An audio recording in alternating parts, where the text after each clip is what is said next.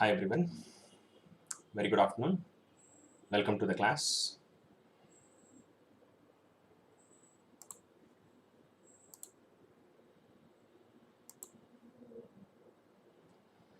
Right, so let us discuss the problems on random process. So this is the second session on random process. Yesterday I have taken the first session on YouTube itself. So people who have not attended yesterday's class, if you want to go through it, in YouTube you can type my name, Dinesh Gutha, and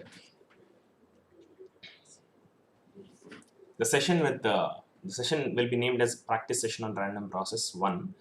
So you can go through the session if you wish. And this is the second session, and tomorrow it will be a third session.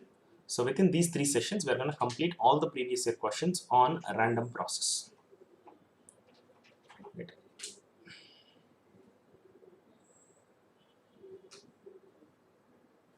Okay. Right. So let us start with this question.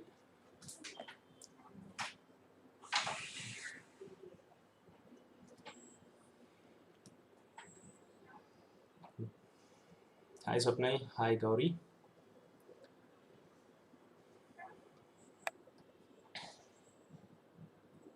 Right.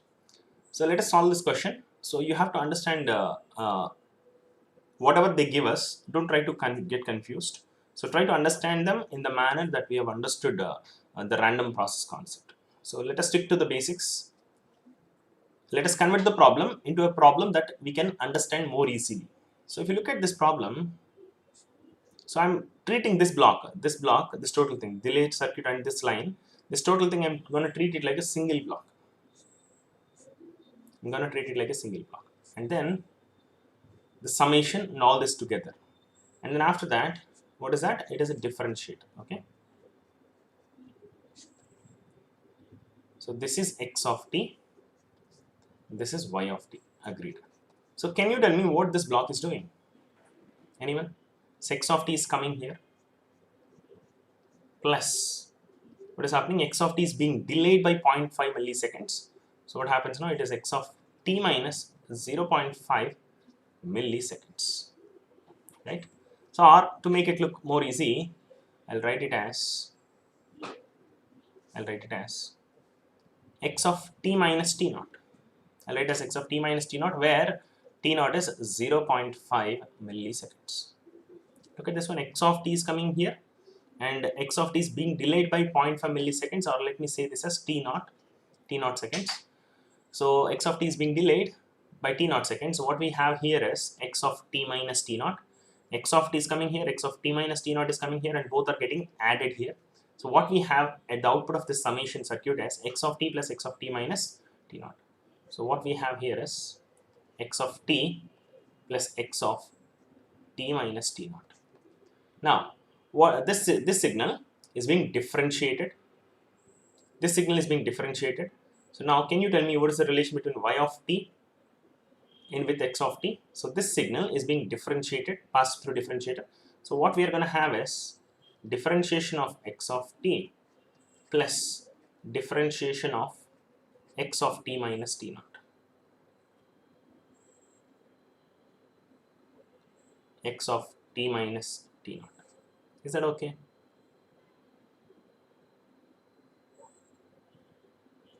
Right? Yeah. Wait for a second. Let me go in. Let me go a little slow and in a little bit more detail. So can anyone guess what would be the impulse response of this system, H1 of t? Let me say this is the first system and this is the second system. Okay. For this first system, what is the impulse response? Can anyone tell me? Can anyone tell me what is the impulse response? So output of any system is equal to, can we write it as input convolution with impulse response. Input is x of t here. Input is x of t, and impulse response, let me call it as h1 of t. H1 of t. Is that okay? Can we write like this? So if you are able to write like this, what should be h1 of t so that you get this output? What should be substituted in place of h1 of t so that you get this? So can we say this as del of t plus del of t minus t naught? Is that okay? I'm talking about impulse response. Okay, you are telling about frequency response. Your answer is also correct, but that is for frequency response. Okay, right. So if this is the impulse response, convolve this one with this one. X of t convolution with del of t is x of t. X of t convolution del of t minus t naught is x of t minus t naught. Right. So I hope you are convinced that impulse response of this system or this total block is this much. Right. Next. So can anyone tell me what is the impulse response of the second system, which is a differentiator system? This is a very well-known system.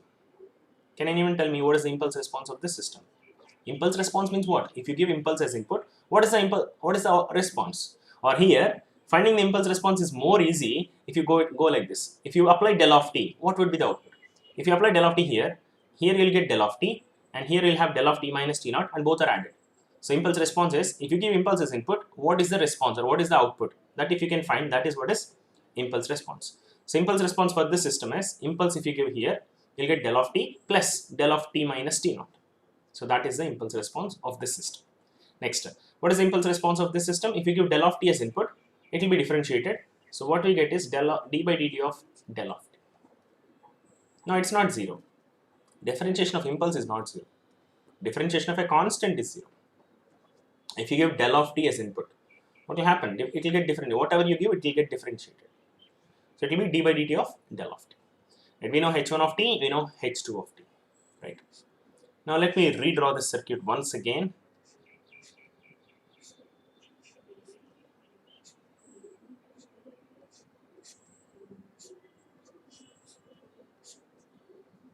There are two systems. Yes, it is a doublet. Yes. So x of t is the input. Can you tell me what is the, we have just now found out what is the impulse response of the system, that is del of t plus del of t minus t naught, and the impulse response of the system also we know, which is d by dt of del of t. This is what we have understood from the given system. Okay. Now, so let me okay, they have given us that the signal here is y of t, and at this intermediate stage, what is the signal, that we don't know, right? Or else can we combine these two systems? Is that possible? Is it possible or not? Can we combine these two systems? We have a concept to combine these two systems, that also we can do, or else without combining also we can do. So let me combine the systems, both the systems together.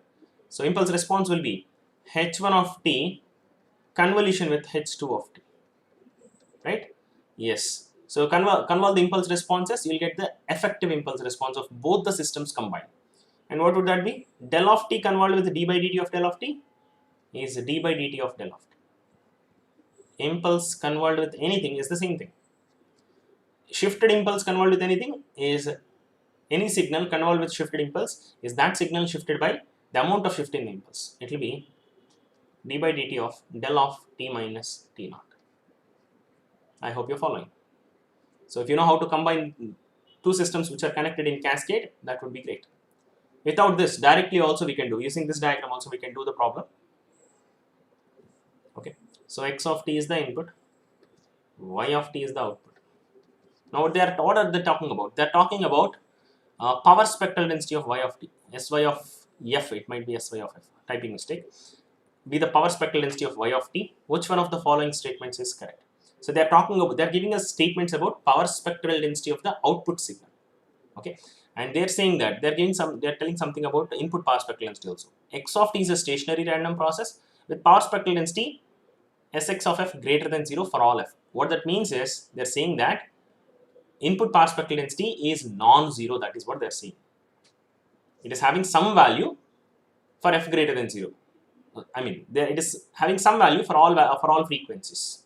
They are not giving the exact equation of power spectral density. Only thing that they are saying is the power spectral density of the input equation they are not giving us, but they are giving some details about it. They are saying that it is positive always. Yeah, it is positive always. Obviously, no, power spectral density is always positive, right? It should never be non-negative. It should be non-negative. It should never take negative values. So power spectral density is always non-negative. The same thing they are saying. They are exactly not saying non-negative. They are saying that it is positive. It should not take 0. It will take always positive values. That is what they are saying. Now they are talking about output power spectral density. So output power spectral density, how can we write? Output power spectral density is equal to input power spectral density multiplied with modulus of h of f whole square or h of omega whole square. Is that okay? This is the simple relation between input power spectral density and output power spectral density. Simple relation, very powerful relation. Simple but very powerful. The most powerful relation you can say in random process and noise analysis. Right. Output power spectral density is equal to input power spectral density is not given. Only thing is some information is given about input power spectral density multiplied with. Can you tell me what is h of f here? Can you tell me what is h of f? H of f. The frequency response of this system. Let me call the impulse response is h of t. What is h of t? h1 of t convolution with h2 of t. And h of f is the Fourier transform of impulse response. What is the Fourier transform of this? D by dt of del of t Fourier transform is j omega. Correct? Plus d by dt of del of t minus t naught Fourier transform is j omega into e power minus j omega t naught. Right? Del of t minus t naught Fourier transform is e power minus j omega t naught. Because of differentiation, j omega will be multiplied. So differentiation property and time shifting property we are applying. Right.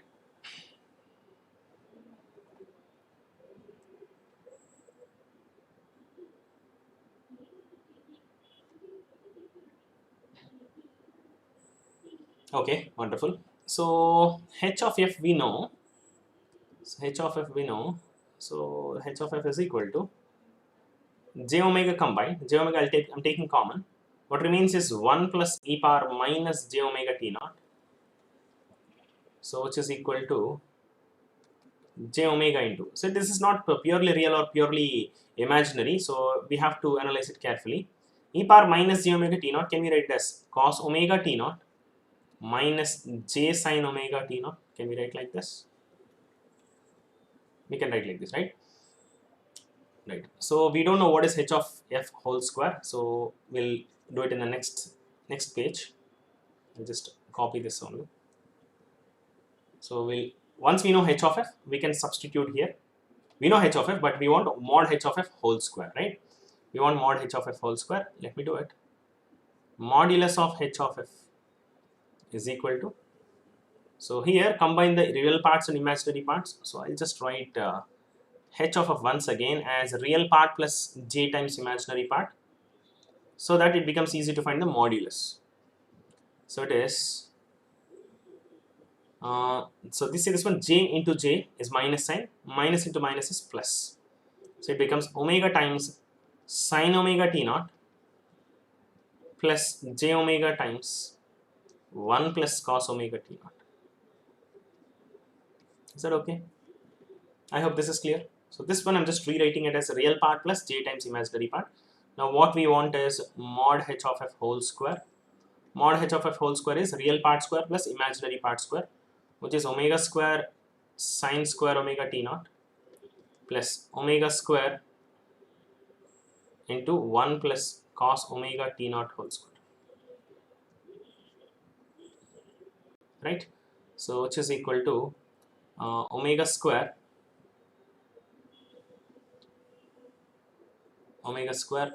common sin square omega t naught plus 1 plus cos omega t naught whole square is 1 square plus cos square omega naught t, cos square omega t naught plus a plus b whole square formula. I'm applying a square I've done, b square is done, 2ab, and is 2 cos omega t naught. Right? So 1 plus 1, okay, sin square plus cos square is becoming 1, sin square plus cos square is becoming 1, 1 plus 1 will become 2. So all these three terms combined, it becomes just 2. Correct? Sin square plus cos square is 1, plus 1 will become 2 units. Now I'll take another slide.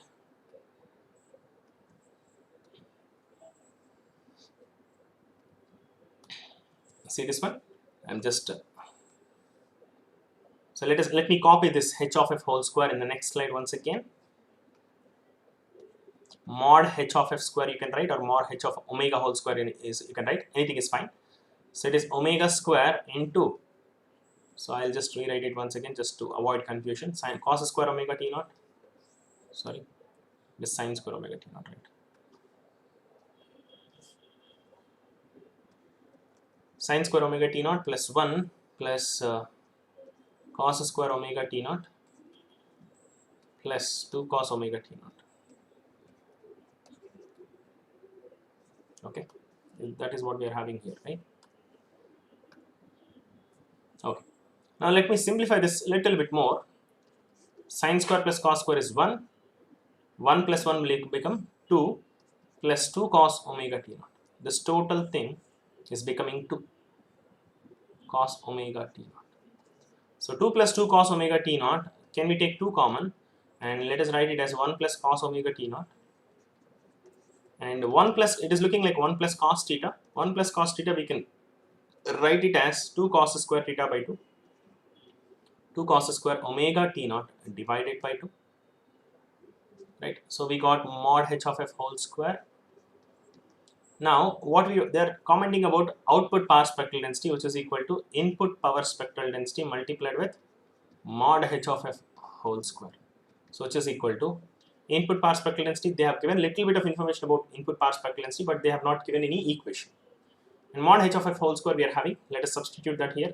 2 into 2, 4 omega square into cos square omega t naught divided by 2.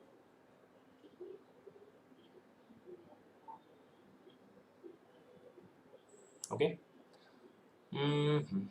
Okay, fine.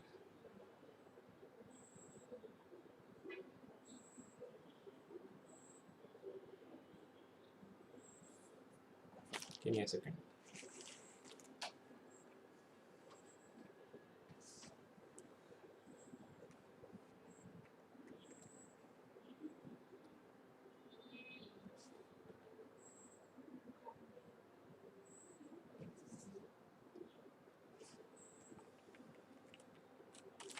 Give me a second.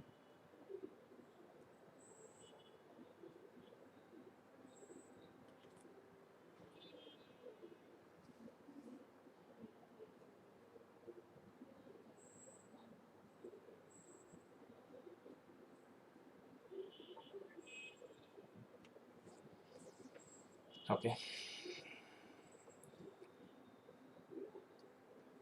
Right. Right. If you see the previous one, if you see the options, they're commenting about output power spectral density. First option says that it is always positive. Second option says that it is positive for mod f greater than 1 kilohertz. Third option says that it is 0 for f equal to n f naught. And fourth option says that it is 0 for certain values of frequencies. Third and fourth options, what they are saying is power spectral density is becoming 0, not for all frequencies, but for particular frequencies it is becoming 0. That is what they're saying. First and second options are like they're saying that it is positive for all frequencies. First option. Second option says that for frequencies greater than 1 kilohertz it is positive. That is what they're commenting. So let us try to analyze what is correct from this. Okay, let us go to the output power spectral density that we got. Now let us analyze this one. So is this always positive? It looks like it is always positive because square is there, this is square, and this is always positive. It is given, no? Sx of f is given to be positive. Sx of f, they're saying that it is positive, right? So because of that, this is positive, this is positive, this is also positive. First option seems to be correct, but there might be better options, right? So let us look further. Is there any chance that this can become 0? This term and this term only, 1 plus cos omega t naught. Is it possible that this can become 0 or this can become 0? It can, right? Cos omega t naught by 2 should become 0. If cos omega t naught by 2 becomes 0, cos square becomes 0, this total thing also can become 0. Let us figure out those frequencies. When does this become 0? Omega t naught by 2 becomes a multiple of 2n plus 1 pi by 2, correct? Any odd multiple of pi by 2, cos of pi by 2, cos of 3 pi by 2, cos of 5 pi by 2, cos of 7 pi by 2 are all zeros, right? Cos of odd multiples of pi by 2 will become 0, which means this inside part of cos, if it becomes any multiple of pi by 2, odd multiple of pi by 2, it becomes 0. Even multiples are not okay for us because 2 times 2 pi by 2 is pi, cos pi is minus 1. Even multiples are not okay for us, only odd multiples are okay for us. So omega is equal to, this 2 and 2 gets cancelled. So t naught onto the other side, it is 2n plus 1 into pi divided by t naught. And we know what is t naught, right? What is the t naught? 2n plus 1 into pi divided by t naught. T naught is given, no? T naught they have not given. We have assumed that it is T naught. So for the purpose of writing easily, we have written T naught. Instead of T naught, always if you want to write 0.5 millisecond, it will be tough, right? So that's why I've taken T naught. Now let us substitute what is the T naught value. 0.5 milliseconds. 0.5 milli means 10 power minus 3. So this is equal to omega is, can we write as 2 pi f, which is equal to 2n plus 1 into pi into 0.5. 1 divided by 0.5 is 2. 2 into 10 power minus 3 into the numerator, it becomes 1000. So 2 into 10 power 3. Okay. Look at this one. This pi and pi gets cancelled. 2 and 2 gets cancelled. So we can say that the answer is finally at f equal to 2n plus 1 into 1000. 2n plus 1 into 1000. So this cost term is becoming 0 at frequencies which are odd multiples of 1 kilohertz, which means what this means is f equal to n equal to 0, if you put it is 1 kilohertz, at 3 kilohertz, 5 kilohertz and so on. Odd multiples of 1 kilohertz, this is becoming 0. Right? What is the more appropriate option? So look at the first option. Is it positive? Greater than 0. They are not saying equal to 0. Okay. So does it look like a correct option? At the first look, it looks like a correct option, but it is not actually a correct option because it is not always positive. Sometimes it is 0, no? As we have seen here, sometimes it is 0, sometimes it is happening to be 0. At these frequencies, it is becoming 0. So the first option is not exactly correct. Similarly, second option also, it is not exactly correct because they are saying for mod of greater than 1 kilohertz, they are saying it is positive. No, right? At 3 kilohertz, it is becoming 0. At 5, it is becoming 0. At 7 kilohertz, it is becoming 0. So option B is also not correct. Third option, they are saying power spectral density is becoming 0 at multiples of 2 kilohertz it seems. But no, right? We have found out that it is becoming 0 at odd multiples of 1 kilohertz. See the last option? It is perfectly matching. It is becoming 0 at odd multiples of 1 kilohertz. F naught is 1 kilohertz, 2n plus 1 into 1 kilohertz. Okay. I hope this is clear. Anybody have any questions, any doubts? Do you want me to explain anything?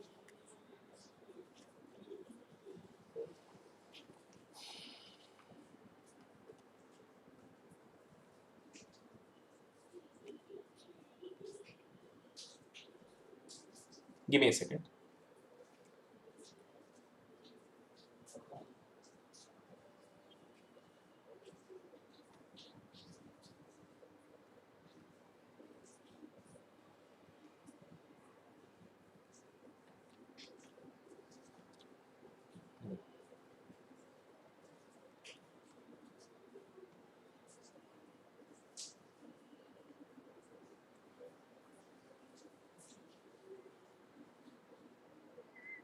Yes, definitely x of t is a signal only, no?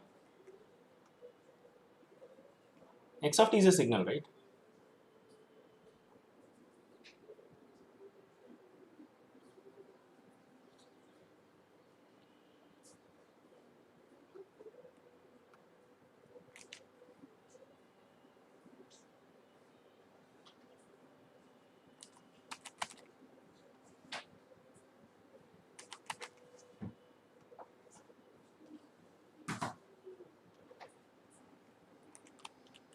Okay.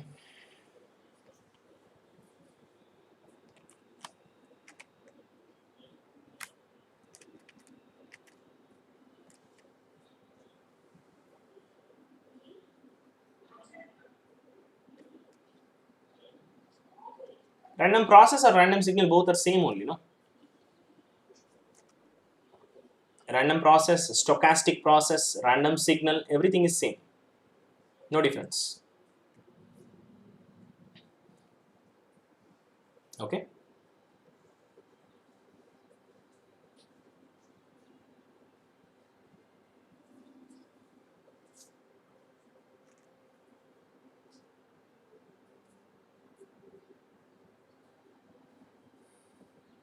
Fine, is that okay? So I'm going to the next question. One second.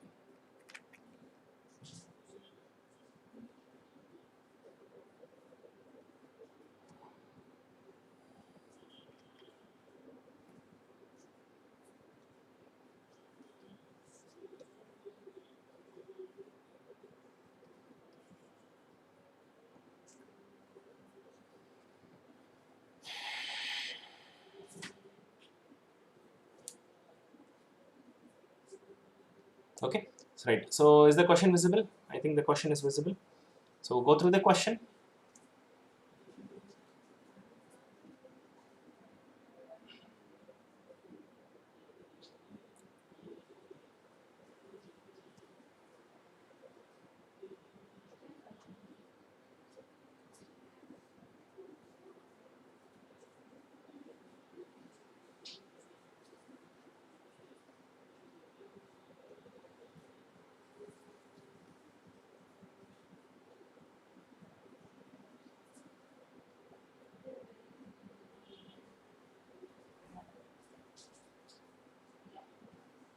So try this one. This is a similar question as previous one, but much more easier one. So they're asking us the power spectral density of the output random process. For this random process, they're asking the power spectral density. Same concept, output power spectral density is equal to input power spectral density multiplied with mod h of f whole square. Okay, so you should know the frequency response of this system, this total block, these two blocks combined, you should know the frequency response. So if you want to write it, if you want to write this as a block, this total thing as a single block, if you want to write it, x of t as the input, y of t as the output. So could you tell me what is the frequency response of this total system? H of omega, or this total system has a frequency response of, let me say, h1 of omega, because h of omega is already used. h1 of omega or h1 of f, anything is fine, is equal to frequency response of this part, impulse response of this one. See this one, this path, it is not doing anything. If it is not doing anything, impulse response is del of t and frequency response is 1. So frequency of the response of this part is j2 pi f or j omega. So frequency response is 1 plus 1 because of this this terminal, this path, and because of this path it is 1 j omega or j2 pi f. So if you can identify that, then things will become very, very easy. So this is equal to Sx of f, Sx of f multiplied with mod h of f whole square. What is modulus of whole square for this one? It is 1 square plus omega square. 1 square plus omega square.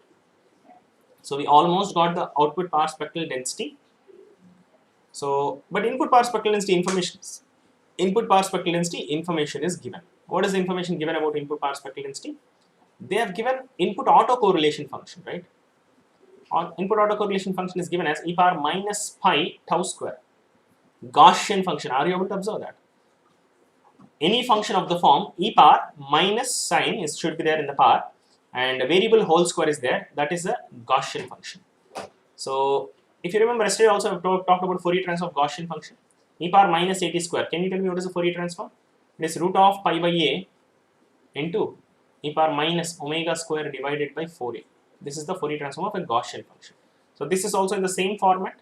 So can you tell me the Fourier transform of e power minus pi t square or pi tau square? Anything is fine. Tau or t, no problem. Fourier transform will be same. So it is root of pi by, in place of pi, in place of a, we are having pi. So let me substitute it in place of a pi, in place of a pi, in place of a pi. It is e power minus omega square divided by 4 pi.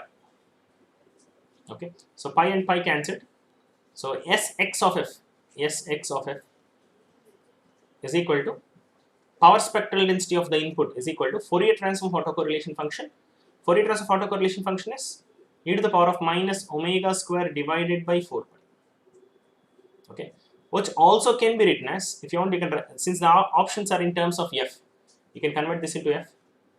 Omega, replace it with 2 pi f whole square. 2 pi f whole square is 4 pi square f square. 4 pi square f square divided by 4 pi. Pi pi cancelled, 4 cancelled. So what remains is power spectral density of the input is e power minus pi f square into 1 plus omega square. But if you look at the option, there is no omega in the options. So let us convert everything into f's. It is 1 plus. In place of omega, substitute 2 pi f. It is 4 pi square f square. So clearly option A is matching. My mistake here, yeah, we have done a small mistake here. That is frequency response is minus 1 plus j omega. Yes, I think Sujata has told this correctly. Yeah, so my mistake here. It is because there is a minus sign here, right? So frequency response of this block is 1. Because of minus n, it becomes minus 1. And the response of this block is j omega. Minus 1 plus j omega. But that will not change your answer, because magnitude square of this one is 1 square plus omega square. Our process is perfect, no problem. But here it was minus 1 plus j omega. Okay. So I hope everything is clear here.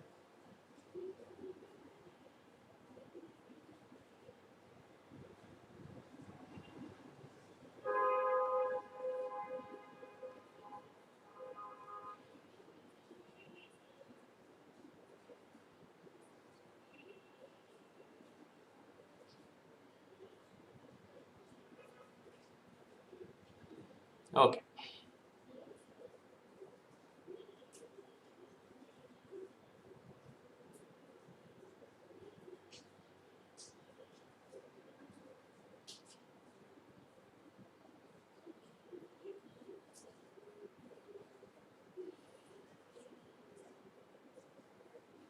Okay. Right. I'm moving into the next question. Right.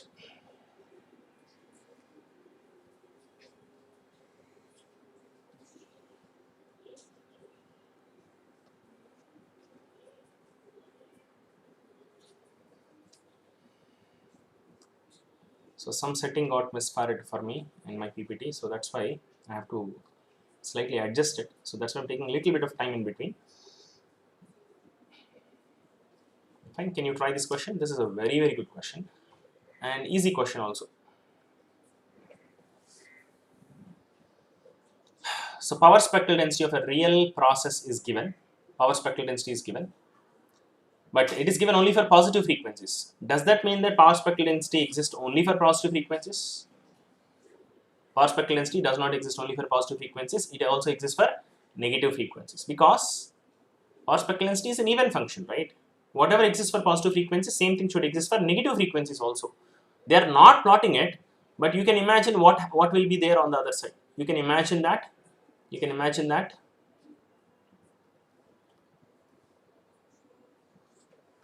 You can imagine that the same spectrum is here. Even though they have not given, you can imagine that it is there. And it is exactly perfect to imagine that this triangle, the same thing, is available here also. From minus 11 to minus 9 with the same height, same impulse. So you can say that there is an impulse at minus 10 as well. 400 into del of omega plus 10 to the power of 4. Yes, this is also there. What they have given is only for the shape of the spectrum only for positive frequencies. Exactly same spectrum is there for negative frequencies also, because power spectral density is always an even function. Though they have not given, but we know about the properties of power spectral density. From that you can imagine the same graph is present here also. Okay, right. Now let us do the problem. So what they are asking us is, they are asking us to find expectation of x square. How do you find expectation of x square of t? And they are asking us to find expectation of x of t. Is there any way in which we can find mean value from power spectral density? Mean square value is nothing but total power, right? How do you find total power from power spectral density? Integration of power spectral density only, right? Area enclosed by the power spectral density. Power spectral density, it shows us power density at every frequency. If you add up all the if you add up the power densities in the power spectral density, you get the power. Always integration of power spectral density should give us power. Okay, so integration of power spectral density should give us power if you are dealing in terms of f. But here they are dealing in terms of omega. They have given the function, power spectral density function, in terms of omega. Now what should we write the formula then? it's not just integration of power spectral density, it is 1 by 2 pi times integration of Sx of omega d omega. Always, I told you this multiple times, whenever you are doing integration in terms of omega, there should be a 1 by 2 pi factor. Never forget that. Okay, this is how we can find the mean square value. How about mean value? Is there any way to figure out mean value? Is there any way we can figure out the mean value? From power spectral density, we cannot find the mean value exactly, but we can find mean value whole square or DC power. Correct? So this is total power. This is total power. This is DC power. Expectation of x of t whole square is nothing but a DC power. And I told you, when we are talking about properties of power spectral density, how to find DC power or mean whole square. Yes, impulse at 0. If there is an impulse at 0, then only we can say that there is some DC power. Or DC means what? Zero frequency. And at zero frequency, whatever is the height of the power spectral density, that is not power, that is power density. So if you integrate power spectral density at 0, from 0 minus to 0 plus, find the area of the power spectral density from 0 minus to 0 plus. If you are dealing in terms of omega, there should be a 1 by 2 pi. If you are dealing in terms of f, there is no need of 1 by 2 pi. Sx of f, df you can write. 0 minus to 0 plus. Area of power spectral density from 0 minus to 0 plus, if you find, you are trying to find the power from 0 minus to 0 plus, which means you are trying to find the power at 0. Power at 0 frequency is nothing but DC power. So this is how we can find the DC power. And when will this area be non-zero? Only when there is an impulse at 0. Only when there is an impulse at 0, the power at 0 frequency will be non-zero. Otherwise this integration will become 0 always, except for a case where there is an impulse at 0. You can recognize that there is no impulse at 0. So can you tell me what is the mean value whole square, or what is the DC power? What is the DC power? DC power is 0, because if you find the integration of this power spectral density from 0 minus to 0 plus, there is no signal. So DC power is 0. So if DC power is 0, mean value also should be 0, because mean value whole square is nothing but DC power. So DC power should be 0 and mean value also should be 0. Actually, just by looking at the graph, you can easily predict within 5 seconds whether DC value is 0 or non-zero. It is as simple as that. If there is an impulse at 0, the area of that impulse will be the DC power, and square root of that area of that impulse will be the DC value. Very simple. Since mean value is 0, mean square value or variance is same. Mean square value or variance is same. So mean value is 0. So they are asking us to find mean square value and mean value. So if you see the options, there are two options with mean value as zeros. Okay, so answer can be either A or B. So let us find the exact mean square value. What is the mean square value? Find the area of power spectral density. Expectation of x square of t is equal to 1 by 2 pi times, what is the area of power spectral density? What is the area of this total power spectral density? Not this, since they have given only this triangle, don't find the area of this triangle only. We have to find the area of this triangle. That is the trick that they are playing us. They did not give this part, so that we'll make a mistake. So what is the area? Area of this triangle, and area of this triangle is 2 times of area of this triangle. It is 2 times area of this triangle part is 2 triangles again here. So it is base is 1 or 10 power 3. Here width is 1 unit, but 1 means it is 1 into 10 power 3. So width is 10 power 3. There is a scope of making a mistake here. Width is 10 power 3 and height is 6. Height is 6. So area of this total triangle is 6 into 10 power 3. Area of this part is half into half into 10 power 3 into 6 plus half into 10 power 3 into 6. So it is 2 into 10 power 3 into 6. Area of this total thing is 6 into 10 power 3. Area of this also combined, it is 2 times 6 into 10 power 3, which is equal to 2 and 2 gets cancelled. My mistake, one second. I found the area of only triangles, but area of impulses also should be taken care.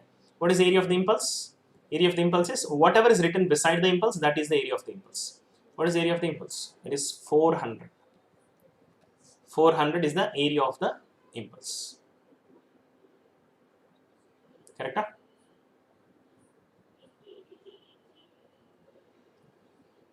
One second. So there are 2 such impulses. Area of this triangle part is 6 into 10 power 3. 6 into 10 power 3 is the area of this triangle plus 400 is the area of this total part. And like that, there are two such triangles and impulses. So which is equal to 2 and 2 cancelled. What is remaining is 6000. 6 into 10 power 3 is 6000 plus 400. 6400 divided by pi. If you want to say the unit, since it represents power, you can say the unit as watts. So the answer is 6400 divided by pi watts.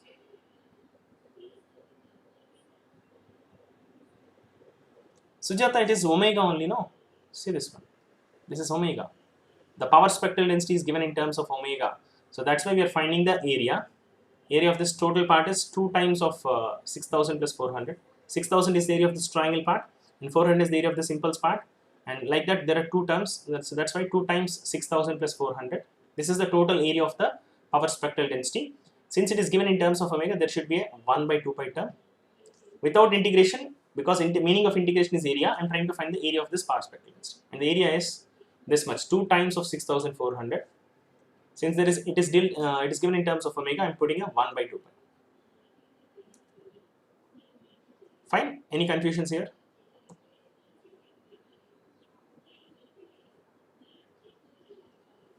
Anyone? Any confusion?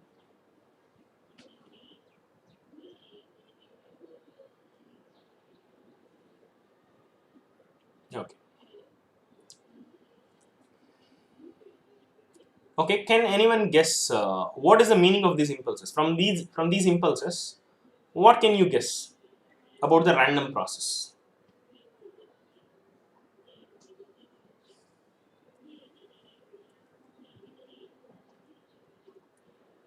Sujata, that is the basic property only, no? So if you see the inverse Fourier transform formula also, when you're dealing in terms of omega, okay, see this one. D omega is there, no? Can we write it as d of 2 pi f? If you write it as d of 2 pi f, d of 2 pi f can be written as 2 pi times df. 2 pi and this 2 pi gets cancelled. There is no need of 2 pi for if you're dealing in terms of f. Similarly, when you're dealing in terms of omega, there is a requirement of 1 by 2. Okay, I'm moving on to the next question.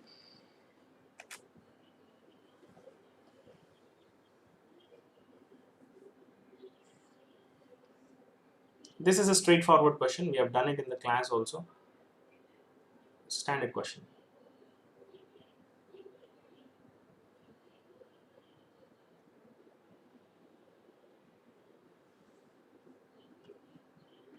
Can anyone guess the answer? So they're asking us about autocorrelation function. So if you want, we can go with the procedure. But shall we guess the answer based on our basics of autocorrelation function? Let's guess the answer and then we'll go with the procedure also. We know the properties of autocorrelation function, right? Autocorrelation function is a first property is an even function. So what are the even functions here? Even functions are cos and cos. Only cos is an even function. Though the random process consisting of sine, the autocorrelation function can never have sine. It can have only cos because cos is even. So option A is possible, option D is possible. But option D, if you observe, it is a function of time difference. Yes, White's and stationary random process are functions of time difference. So this is time difference, this is not time difference, right? This is like dependency on time. But this is like dependency on time difference. We can guess the option as option D. Yes, T1 minus T2 is time difference. Because the times given here are T1 and T2. Generally what we do is autocorrelation function, we take this notation generally, x of t into x of t plus tau. In place of T1 we take t, in place of T2 we take t plus tau. Now what is the time difference? T plus tau minus of t is tau. The difference in time between these two times is tau only. This is the general notation that we follow. Sometimes they will follow this notation also. Whatever notation they follow, concept is same. Autocorrelation function should be a function of time difference. Because see this one, phi is taking 0 to 2 pi values. We have done a lot of problems in the class. If phi is taking 0 to 2 pi values, definitely it is a wide sense stationary random process for which, for a wide sense stationary random process, autocorrelation function is independent of time but dependent on time difference. That way we can guess the answer as option D. Pretty straightforward. Or let us go with the procedure. Let us go with the procedure. Right. So what are they saying about phi? they're giving us the PDF of phi, f phi of phi is equal to 1 by 2 pi, for 0 less than phi less than 2 pi. Okay. So this is the information given about phi random variable. So phi is the only random variable. T is a deterministic variable. Okay, the total signal, because of presence of phi, it is becoming random. Okay, because of presence of t, it is becoming a random process. Random process means it is a function of random variable and time. Right. So Rx of tau is the Rx of t1 comma t2. Let me go with the general notation. T1 comma t2 is equal to, so that is what they have given us, expectation of x of t1 into x of t2. And what is given about x of t1 and x of t2? Let us substitute that. Root 2 into sine of 2 pi t plus phi multiplied with root 2 into sine of 2 pi into t plus tau plus phi. Okay, so this is like x of, my mistake once again. I've gone with the general notation because the notation is different here. 2 pi t2 plus phi. This is t1 plus x of t1. We know what is x of t. Let me write x of t1 here, x of t2 here. Now let us simplify this further. Expectation of root 2 into root 2 is 2. It becomes 2 sin A sin B. It is looking like 2 sin A sin B. So it can be written as cos of A minus B minus cos of A plus B. Cos of A minus B is cos of 2 pi into t2 minus t1. Phi minus phi becomes 0. So what I've done here is cos of A minus B I've done minus cos of A plus B. 2 sin A sin B I can write as cos of A minus B minus cos of A plus B. Cos of A plus B is 2 pi into t1 plus t2 plus phi 1 plus phi 2. Okay. So yes, let us find the expectation of this one. So expectation of this. Expectation means it is with respect to expectation of this is a deterministic signal, right? So if you observe this one, there is no randomness in this first part because phi vanished. In the first part, phi is not there. There is no randomness. So this is a deterministic signal. Expectation of a deterministic signal is the same deterministic signal. No change. Expectation of deterministic signal is always the same deterministic signal. And here, my mistake, 1 second. It's not phi 1 plus phi 2, it is 2 phi, right? Yeah, phi plus phi. It's not phi 1 plus phi 2, it is 2 phi. And if you apply the expectation on this one, it is integration of cos of 2 pi into t1 plus t2 plus 2 phi. So we are trying to find the expectation of this. So whenever we want to find expectation, take that function for which you want to find the average or expectation, multiply with the PDF of underlying random variable. The only random variable inside this one is phi. So multiply with the PDF of phi, f phi of phi d phi. So this is equal to cos of 2 pi into t2 minus t1. So if you substitute the limits and if you do the integration of this one, you know what is the result. So we've done many problems like this.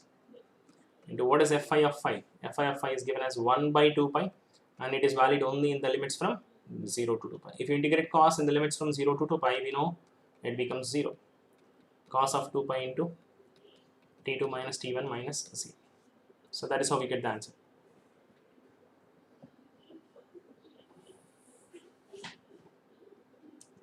Okay. Shall I move on to the next question?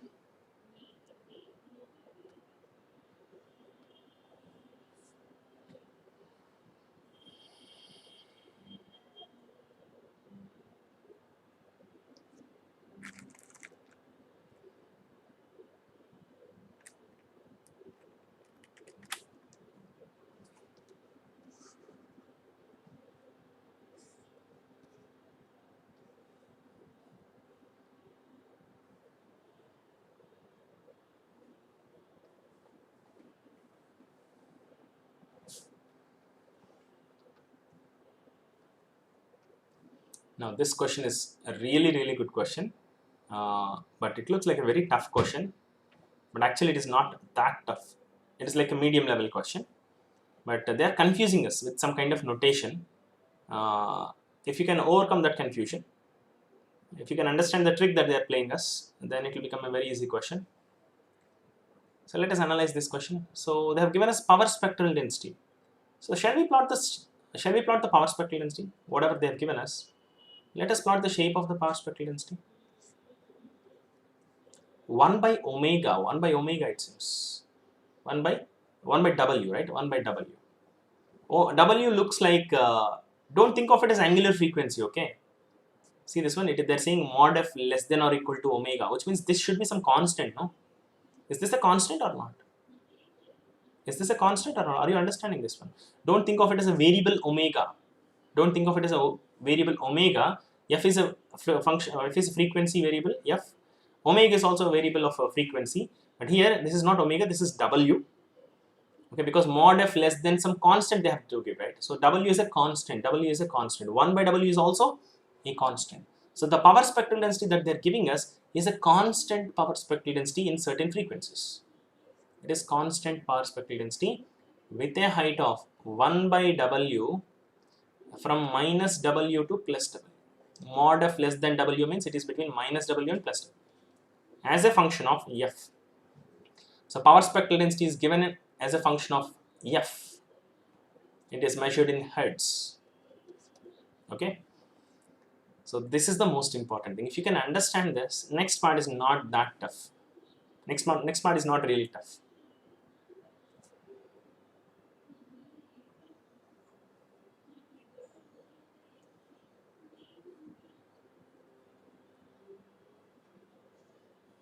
Thank you. Fine. I hope, is this part clear? Did you understand the power spectral density? See this one. By looking at this function, you might be thinking like, okay, 1 by omega. 1 by omega means it's like a decreasing function, some kind of decreasing function you may think. But no, because it's a function of F, there should be F here. There is no F here, which means it's like a constant. You should understand that much. So it is a rectangular power spectral density. That is what we have to understand here. The power spectral density, they're trying to confuse us with this notation. Generally we use omega for frequency. So they are using similar letter, which is W. So we might get confused with it. By looking at W, we might get confused with it as omega, which is also a frequency variable. So this W is not a variable, this is a constant, similar to B. If they have given us as mod f less than B, 1 by B, then there is no confusion at all. Here they are trying to confuse us. Instead of using the letter B for bandwidth, they are using some letter W. Okay, that is where the confusion is. Apart from that, the remaining things are easy only. So now look at this one. What are they asking us? Look at this one. So can I look at it as pi into pi outside? Is it not looking like autocorrelation function of x of t? Is it not looking like autocorrelation function of x of t? See this one, x of t into x of t minus something. So autocorrelation function depends on, they're saying stationary, For stationary random process, autocorrelation function is a function of only time difference. What is the time difference between these two times? One time is t, another time is t minus 1 by omega, 1 by 4 omega. What is the time difference? Only 1 by 4 omega, right? 1 by 4 omega. Is this clear? Is this part clear? So what they're asking us is this much. This is what they're asking us. Okay? They're asking us to find autocorrelation function at tau equal to 1 by 4 omega. As simple as that. They're not even asking us to find the autocorrelation function. Rx of tau is expectation of x of t into x of t plus tau. We know this much, right? Now, if you put tau equal to minus 1 by 4 omega, tau equal to minus 1 by 4 omega, Rx of tau equal to minus 1 by 4 omega or 4w, then we can write it as expectation of x of t into x of t minus 1 by 4w. That is what they're asking us along with pi extra. And we know tau equal to minus 1 by 4 omega or tau equal to plus 1 by 4 omega, both are same, no? Because autocorrelation function is an even function, of tau. Since it's an even function, at minus location or plus location, you'll have the same value. Okay, Rx of tau and Rx of minus tau both are same. These two values are also equal. Okay, right, wonderful. Now we want, if you know autocorrelation function, we can find this result very easily. If you know autocorrelation function, put tau equal to 1 by 4 omega or minus 1 by 4 omega, you'll get the answer, right? We know power spectral density. From this, can we find the autocorrelation function? Can we do that? What is the inverse Fourier transform of power spectral density? It will give us autocorrelation function only, right? An autocorrelation function will be, any guesses quickly? Autocorrelation function is inverse Fourier transform of power spectral density. Inverse Fourier transform of rectangle is a sinc function. It's a sinc function. It's a sinc function. It is gonna look like this. Let us find the exact answer. We need an exact answer, okay? We need an exact answer. Or else, can you tell me the null points here? Can you tell me this null point? Anyone can tell me this null point? I told you, rectangle and sinc are Fourier transform pairs. Whenever rectangle and sinc function are involved, you can tell this null point very easily. Anyone? Excellent. Whatever is the width of the rectangle, inverse of it will be the first null point. Width of the rectangle is 2w, inverse of it is 1 by 2w. 1 by 2w. And this point, if this point is 1 by 2w, this point will be minus 1 by 2w. And this point will be 2 times 1 by 2w, which is 1 by w, and so on. Like this we can guess. So what they're asking us is at 1 by 4 omega, not 1 by 2 omega, they're asking us at 1 by 4 omega. This is what they're asking us at this point. They're asking us at this point. So why I have analyzed at, instead of exactly finding the inverse Fourier transform, why I have analyzed like this is, if at all, if they're asking us at locations, at 0 locations, we could have known that the answer is exactly 0. But in this case, they are not exactly asking that question at 0 locations. So at 1 by 2 omega or multiples of it, they are not asking. They are asking at a location where it is non-zero. So there is no way to guess this value. We cannot guess the value. We have to find the exact answer by using inverse Fourier transform. Right, wonderful. Now we should recollect our basics of sinc function and its Fourier transform. Sin AT by pi t. Do you remember the Fourier transform? It is a rectangle of omega divided by 2a. This is the Fourier transform, which is equal to rectangle of f divided by, okay, let us deal in terms of omega only so that it will be easy. Now what did they give us here? Rectangle, this rectangle function, let me write it. It is a rectangle of f divided by, what is the width of the rectangle? 2w, and height is 1 by w. Okay, so shall we convert this into, let us convert this into omegas. So it becomes 1 by w into rectangle of f by 2w, right? So in the numerator f is there, so I'll multiply with 2 pi and divide with 2 pi. I'll multiply with 2 pi and divide it with 2 pi. Okay, so what is 2 pi f? 2 pi f, I'm replacing it with omega.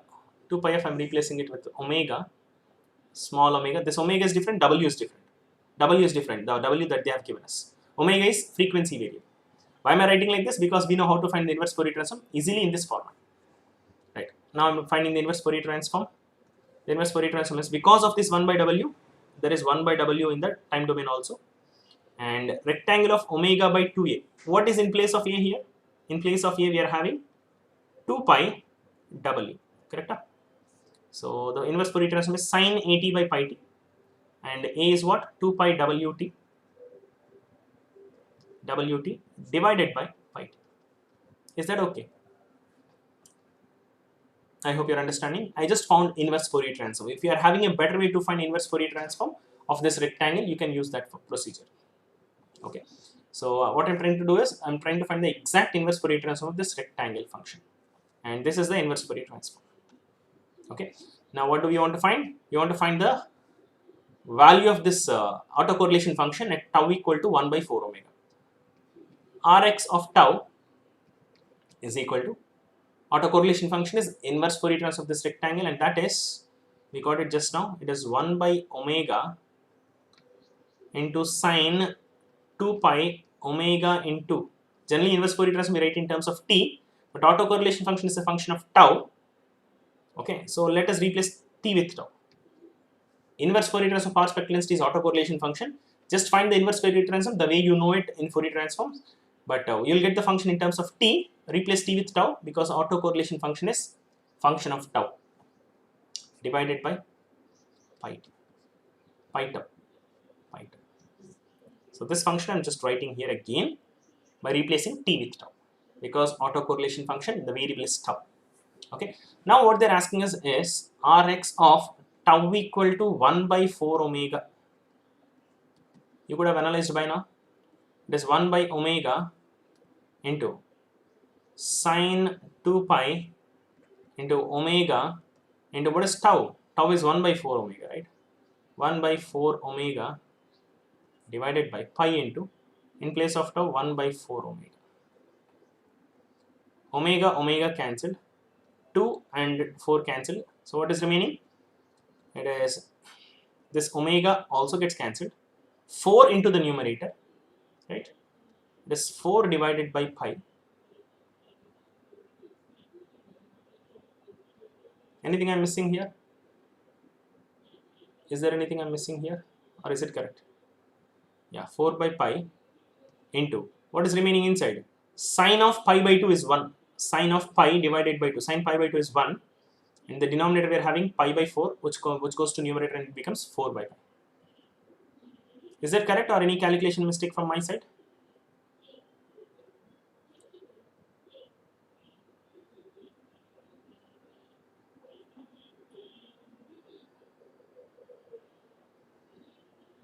It seems to be correct. There is one place where we can make a mistake. Finding the inverse Fourier transform is not straightforward. There is a chance of making a mistake. Be clear with that. I think I've done it correctly only. Whichever procedure you feel like following to find inverse Fourier transform correctly and fastly, you can follow that procedure. I've teached certain procedures. You can follow those procedures. Right? Answer is 4 by pi. That's it, right? Yeah, 4 by pi. Now let us substitute the final answer. Yeah. So the answer is pi times Rx of 1 by 4 omega. We just now got Rx of 1 by 4 omega. Okay. It is 4 divided by pi. Pi and pi gets cancelled. Answer is 4 units. Final answer is 4 only. So that just to cancel out this pi, they have given this pi inside this function. Why they have given this pi? There is a reason for it. Just for the cancellation to happen, they have given that pi inside.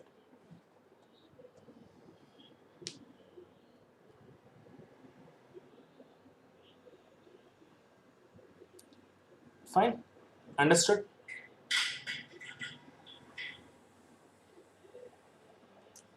Any confusions till this point?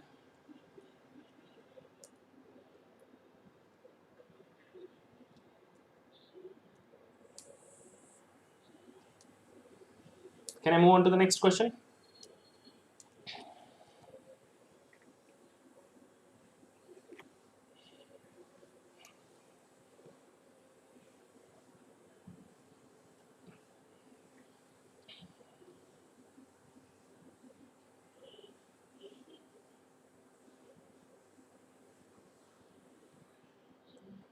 Now look at this question. This is also a medium level question, you can say, or I would classify it as an easy question also.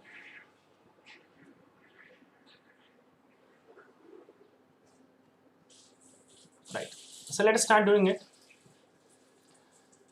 We can do it in multiple ways, okay? We can do it in multiple ways. One is we can guess the answer.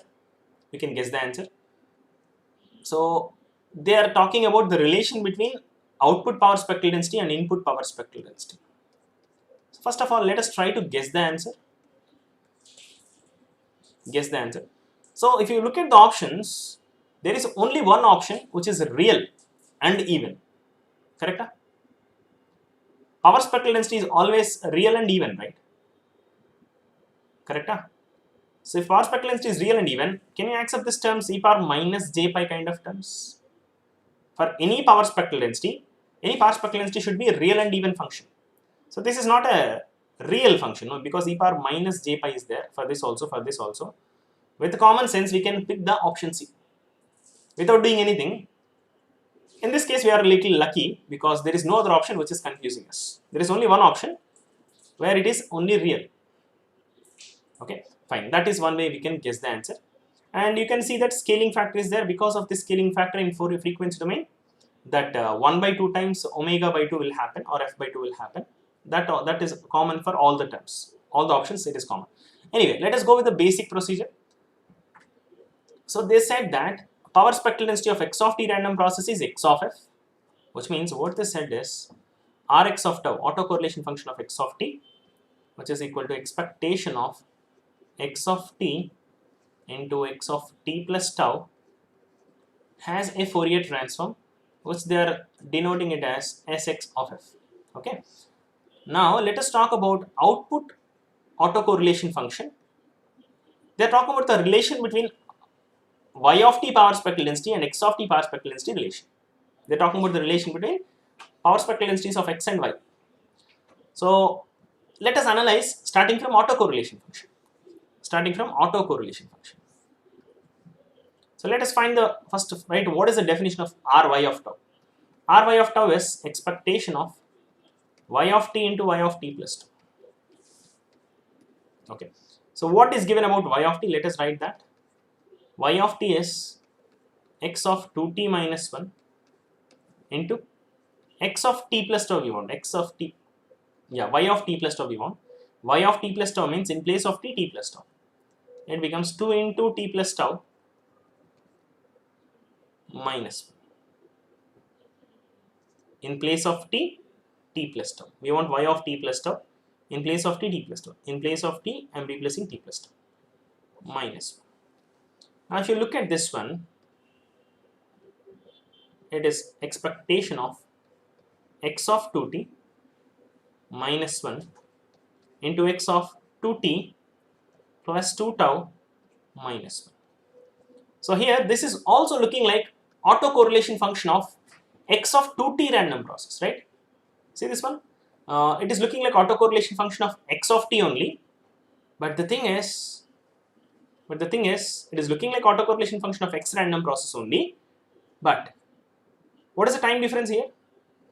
Time difference is, if you subtract the first time from the second time, 2t gets cancelled, minus 1 gets cancelled, it's a function of 2 tau.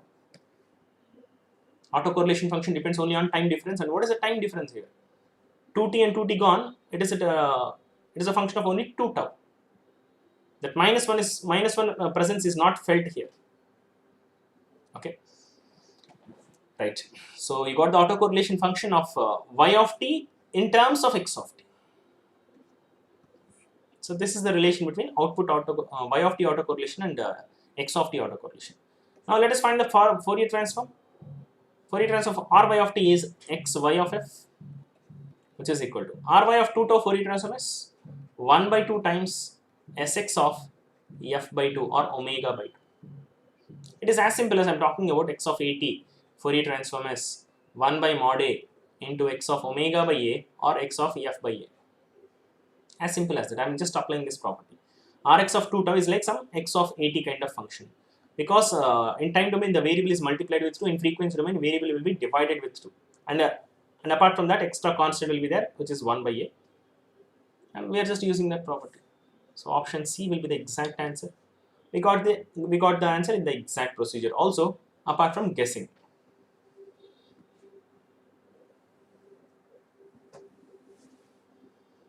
Fine.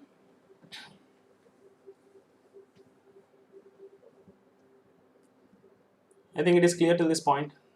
Any confusions till this question?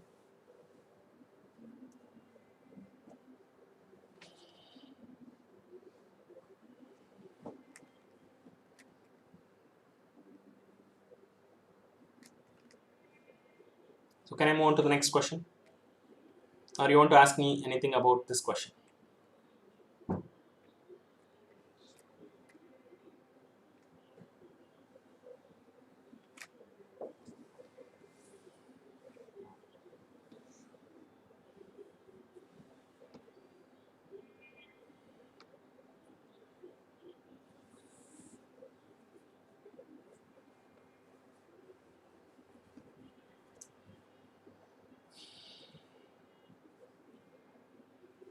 Right. So this is also a wonderful question.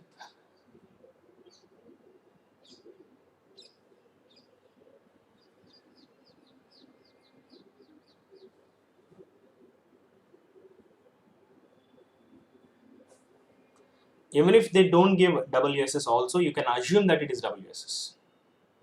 Without assuming WSS, it will be very difficult to do the problem. By default, the assumption is WSS random process. Even if they don't mention also, you can assume.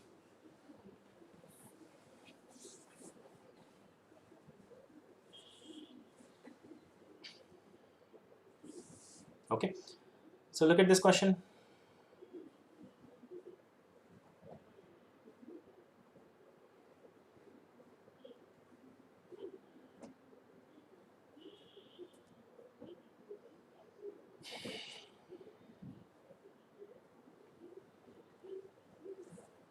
Okay, so here we should have a good clarity on the slight understanding of modulation techniques, and we should have very good understanding of power spectral densities and all that. I don't see this as a very tough question. I would say this is a medium to easy level question, but look wise it seems to be a tough question, but actually it is not a tough question. Yes, we only deal with WSS. Fine. So let us plot this power spectral density first. Let me plot whatever they have given us. Whatever they have given us, let me plot it first. Can you imagine how this looks like? Whatever function they have given us, if you plot it, can you imagine how it looks like? 3000 minus mod f. The meaning of this is, it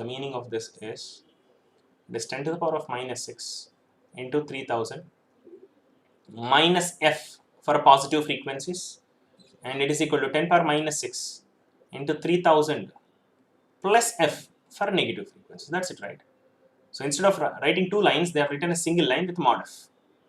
For f between 0 to 3 kilohertz, this is the equation, and for f between minus 3 kilo less than f less than 0, this is the equation. Correct? Instead of writing in two lines, they are confusing us with that mod f. Okay, if you can understand how the shape of this looks like, then it will be very simple. So shall we plot this equation? Shall we plot this graph? The graph for this one, if you understand, it is looking like y equal to mx plus c only. No, in place of x we are having f. It is a triangle graph. Yes, it looks like a triangle graph. If you can imagine that, then things will become much more easy. That is the only tricky part here. Slight tricky part is imagining the graph. Okay, so this point is minus 3 kilohertz and this point is plus 3 kilohertz.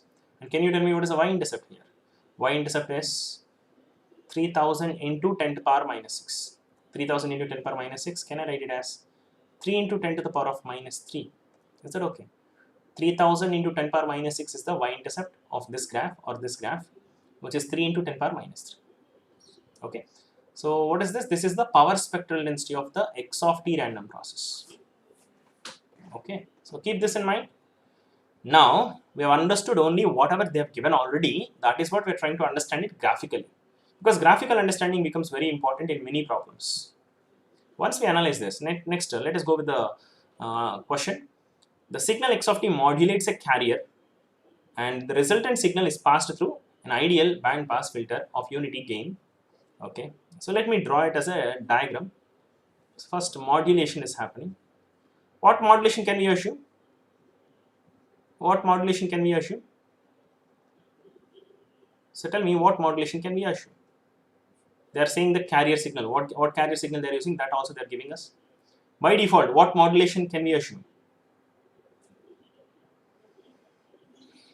AM? No. By default, we can assume DSBSC modulation. DSBSC modulation is the simplest modulation, right? X of t into cos of 16,000 pi t. 16,000 pi t. Okay. Nirmal, what is the confusion for you? The graph part? Yeah, by default, the modulation is DSBSC.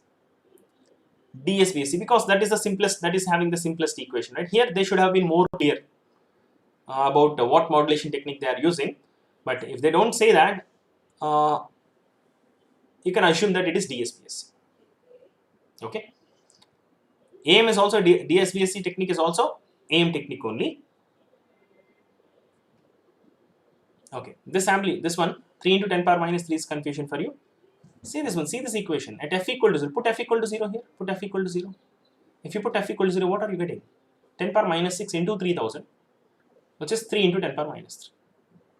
And if you put f equal to 3 kilohertz, if you put f equal to 3 kilohertz, 3000 minus 3000 becomes 0. F equal to minus 3 kilohertz, it becomes 0. We know that at this point, at this point, at this point, the values, and we know that it will be like straight lines only. So that is how we've got it.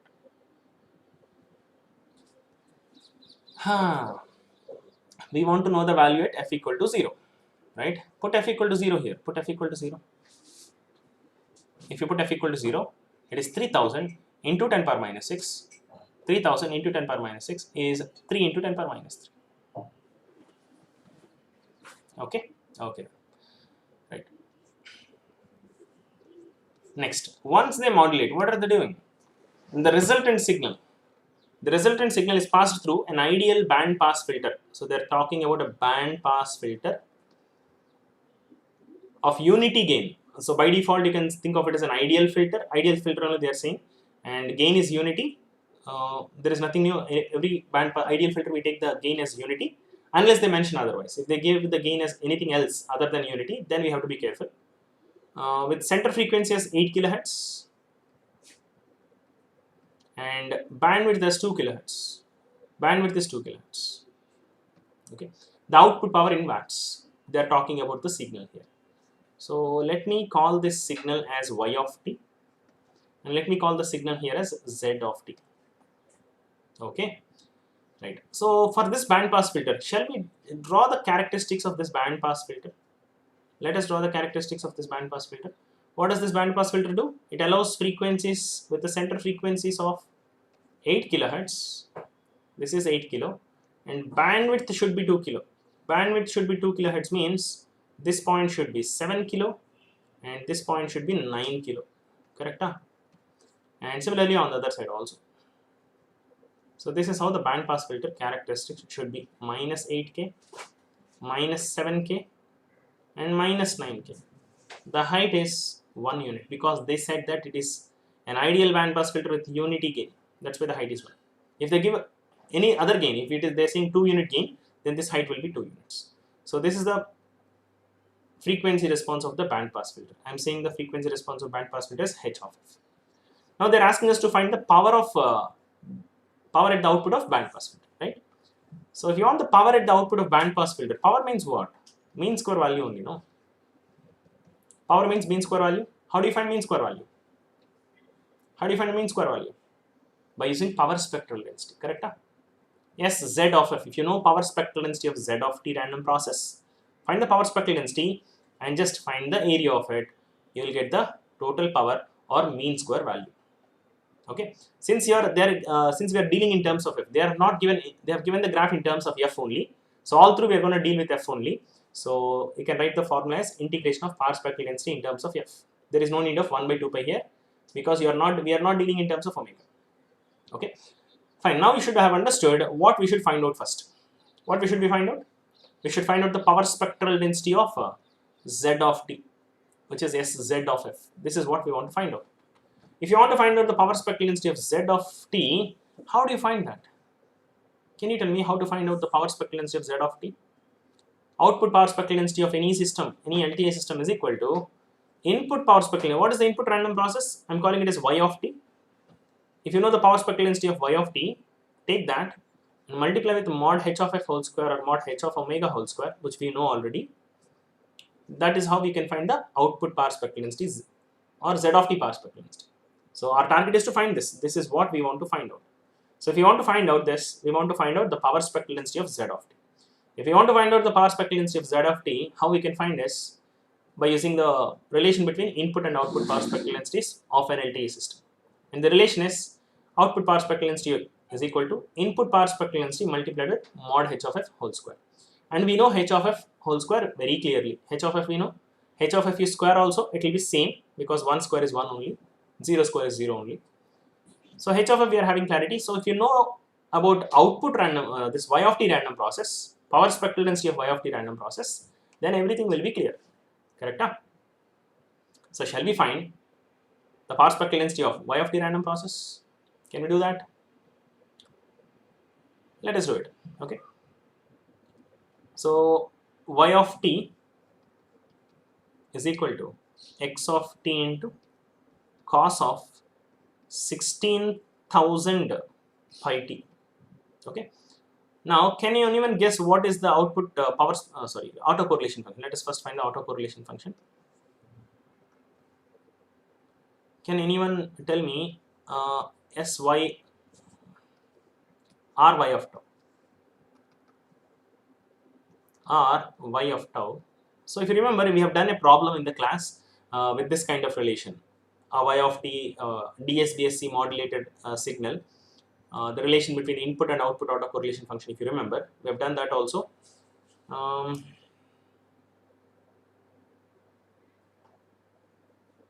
Okay.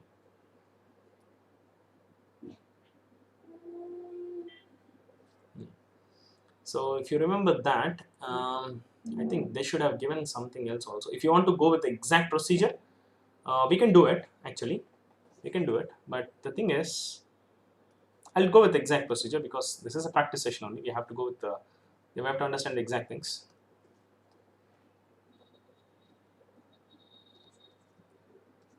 So y of t is equal to x of t into cos of omega naught t.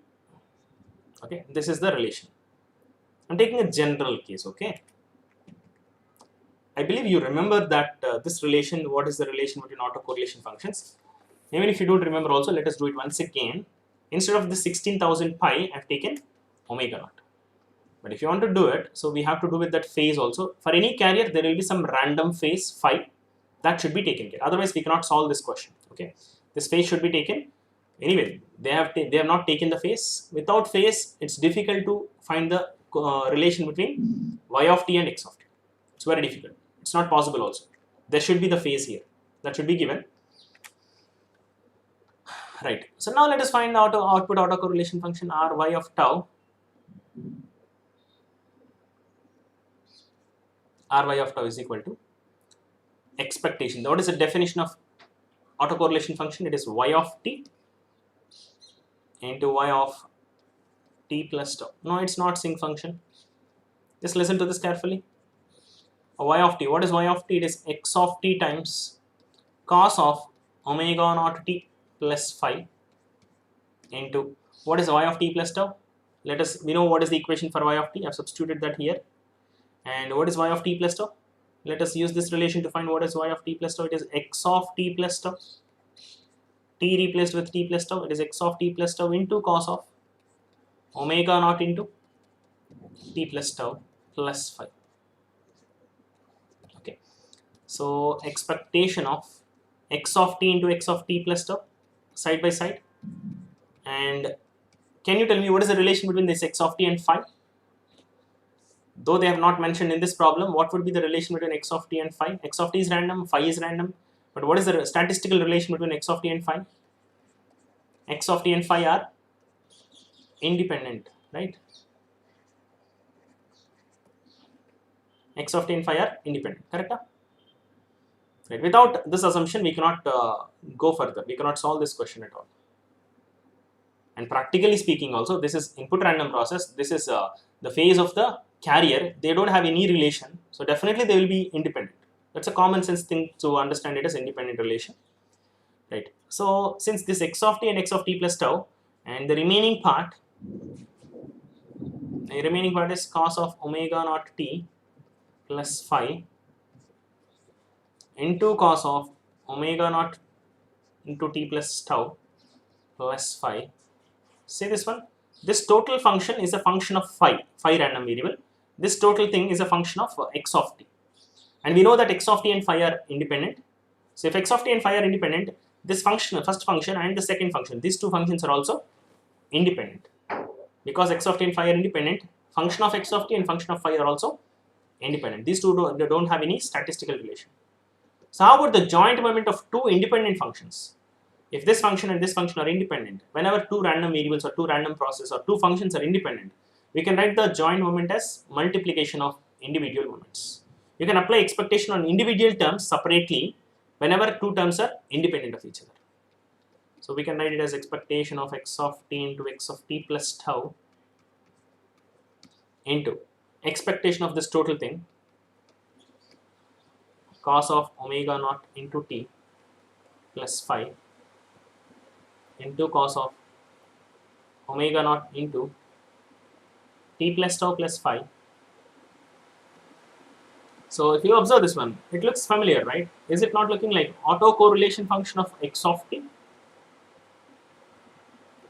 It looks like autocorrelation function of x of t. And this one, if you simplify further, expectation of cos into cos, I'm multiplying and dividing with 2 now, so that it becomes 2 cos a cos b. It looks like 2 cos a cos b. So since there is no 2, I'm multiplying and dividing with 2. So divided by 2, I'm putting it outside. Multiplied with 2, I'm combining here. 2 cos a cos b. Expansion is cos of a plus b plus cos of a minus b. Cos of a plus b is cos of 2 omega naught t plus omega naught tau plus 2 phi. This is a, this is b. I'm just doing a plus b. Nothing more than that. Okay. Plus cos of a minus b is what? Cos of a minus b is cos of omega naught tau. Okay, right.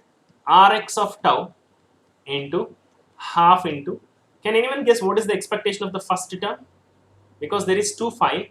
Because if you find expectation, it is integration of this cos term into PDF of this phi, which is 1 by 2 pi into d phi. If you integrate, this term becomes 0. You can do it. It's a simple thing which we have done previously also. And expectation of this term, this can be treated like a constant, right? Because there is no randomness in this. Expectation of any deterministic signal, this is a deterministic signal. Expectation of any deterministic signal is the same signal. Okay, so finally we got the answer. Ry of tau is equal to Rx of tau into 1 by 2 into cos of omega naught tau. So this is a very simple relation. So if you can understand it in a commonsensical way also, I'll tell you that also. So this is the relation between two random processes if one random process is modulated version of another. Okay, so they are expecting us to know this relation. Okay, so if random process is having cos term, in the autocorrelation function also you'll have that same cos term, right, with same frequency, but a variable will be tau, right? Right. And one more thing I'll tell you. So see this one. What is the power in this total signal? When x of t is multiplied with cos, what happens? Their powers will get multiplied, right? Their powers also will get multiplied. What is the power of cos term? Power of cos term is half only, no? So that is why that extra half. If you put tau equal to 0, Ry of 0 is equal to Rx of 0. Rx of 0 means power in x of t into half into cos 0 is 1. Correct? Why is this half? Because of this, because of multiplication with the cos term, power is multiplied with half. Okay, it's very easy, no? So this relation, if you want to know, you don't need to do all this procedure. X of t into cos means in output autocorrelation relation between these two functions, autocorrelation function of this is equal to autocorrelation function of this multiplied with this cos term, same frequency, and tau will be there. That extra half, because if you compare the powers of x of t and y of t, they are not equal. Power of y of t equal to power of x of t multiplied with power of cos. Power of cos is half, so that's why this half term. Okay, if you want to go with the procedure, you can go with it. So it's better to, if you can practice after the class once again. Whenever the relation is a DSBSC relation, you should understand the relation between autocorrelation functions also. Fine. But in this problem, they did not give that plus phi. Without that plus phi, it is difficult. It is not possible to tell this relation. But maybe they are assuming that we know the relation between the autocorrelation functions. That's why they are not clear with the phase part. So let us write the relation here. Rx of tau into half into cos of 16,000 pi tau. See this one? 16,000 pi tau. Instead of omega naught, we are having 16,000 pi here. Okay? Right. Now, what do we want? We want the power spectral density of y of t, right? Power spectral density of y of t we want. So how do we get power spectral density? Find Fourier transform on both sides. You'll get power spectral density of y of t in relation with power spectral density of x of t. Let us find Fourier transform on both sides. S y of f will be the Fourier transform of r y of tau is equal to, what is the Fourier transform on the right hand side part? Half I'm putting it outside. It is looking like x of t into cos omega naught t. Do you remember the Fourier transform of x of t into cos omega naught t? So very simple Fourier transform. It is equal to x of f minus f naught or omega minus omega naught plus x of f plus f naught divided by 2. Whenever you multiply with cos in time domain, in frequency domain, shifting will happen. Shifting towards right side and shifting towards left side, and then divided by 2 also will be there. So the Fourier transform of rx of tau into cos s, sx of rx of tau Fourier transform is sx of f. Okay. When rx of tau is multiplied with cos, what happens to the Fourier transform? I'm just using this Fourier transform. In place of rx of tau, we are having rx of tau now. So it will become rx of f minus f naught plus rx of f plus f naught divided by 2. So it will be rx of sx of f minus. What is the frequency in this one? What is the frequency in this? 8 kilohertz. Correct? Huh? The frequency in this is 16,000 pi radians per second. Correct? 16,000 pi radians per second or 8,000 hertz is same. Plus f naught. In place of f naught, we are having 8,000 here. And sx of f plus 8,000 divided by 2. See this one? Which is equal to 1 by 4 times sx of f minus 8 kilo plus sx of f plus 8 kilo. We know what is sx of f. Can we imagine what will be sx of f minus 8 kilo and what is sx of f plus 8 kilo? Can we imagine that? So we got sy of f. We can plot sy of f very easily by using sx of f. Once we get sy of f, we can substitute here to find sz of f. Once we find sz of f, we can find mean square value of z of t. Right? So I'll take one more slide here. Let us continue this problem in the next slide.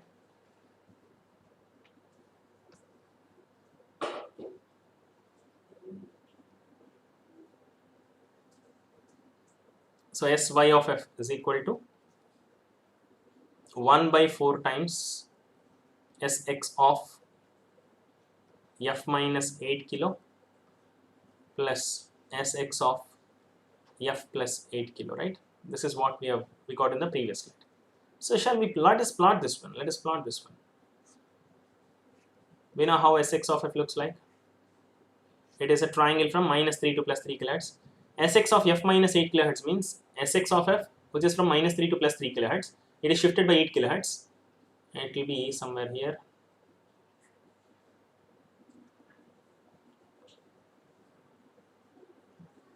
So minus 3 kilohertz shifted by 8 kilohertz, it becomes 5 kilohertz. Plus 3 kilohertz shifted by 8 kilohertz, it becomes 11 kilohertz. Similarly, if you plot this one, it is a triangle